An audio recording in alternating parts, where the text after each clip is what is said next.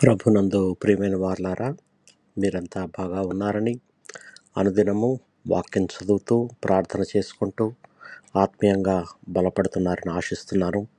ఈరోజు దేవుడు మనకిస్తున్న ఆశీర్వాదం మత్తయి సువార్త 7వ అధ్యాయం 7వ వచనం. ఈ మాటలు స్వయంగా ప్రభువైన యేసుక్రీస్తు వారు నోటితో పలికిన మాటలు. అడుగుడి మీకు ఇయ్యబడును, వెదకుడి మీకు దొరుకును, తట్టుడి మీకు తీయబడును. మన ప్రభువు మనకిచ్చిన ఈ వాగ్దానం చాలా గొప్పదండి. ఆయన మనల్ని ఆయనను అడగమని, ఆయనను వెదకమని, ఆయన తలుపు తట్టమని ఆహ్వానిస్తున్నాడు. ఇది మన విశ్వాస జీవితం యొక్క గొప్ప ఆశీర్వాదం అనుకోవాలి. ఎందుకంటే దేవుని అడగడం, వెదకడం, తట్టడం, దానికి దేవుడు మనకి పర్మిషన్ ఇవ్వడం అనేది చాలా గొప్ప విషయం అండి. అడగడం అంటే దేవునిపై మన ఆధారాన్ని చూపించడం, మన అవసరాలు, మన బలహీనతలు ఆయనకు తెలియచేయడం.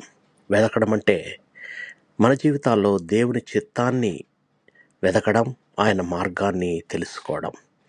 తట్టడం అంటే నిరంతర విశ్వాసంతో ఎదురుచూడడం, తలుపు తెరవబడే వరకు మన విశ్వాసం తగ్గకుండా ఉండడం.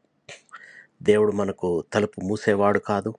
మన హృదయాన్ని తెరిచి విశ్వాసంతో అడిగినప్పుడు ఆయన సమయానుసారంగా మనకు తగిన సమాధానం ఇస్తాడు. కాబట్టి ఈరోజు మీరు ఏదైనా అవసరం, బాధ లేదా నిర్ణయం కొరకు ఎదురు చూస్తూ ఉంటే వెనకడుగు వేయద్దు. యేసును అడగండి, యేసుని వెదకండి, ఆయన తలుపు తట్టండి. దేవుడు తప్పకుండా మీకు జవాబు దయచేస్తాడు. మమ్మల్ని మిక్కిలిగా ప్రేమించిన మా ప్రియ పరలోకపు తండ్రి, మీరు దయచేసిన ఈ వాఖ్యానానికి, ఈ గొప్ప వాగ్దానానికి మీకు కృతజ్ఞతాస్తుతులు, వందనాలు తెలియజేస్తున్నాం. ప్రవ్వా, నీవు మాకు అడగమని, వెదకమని, తట్టమని నేర్పావు. ఆ స్వతంత్రం మాకు ఇచ్చినందుకు వందనాలు తండ్రి. ప్రవ్వా, మేము మీ సమయాన్ని నమ్మి నీ చిత్త ప్రకారం అడుగుతున్నాము.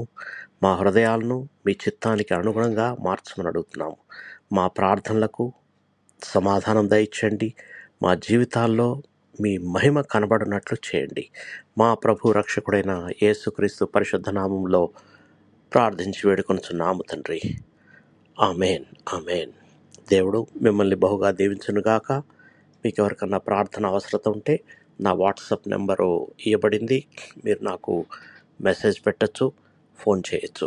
God bless you all.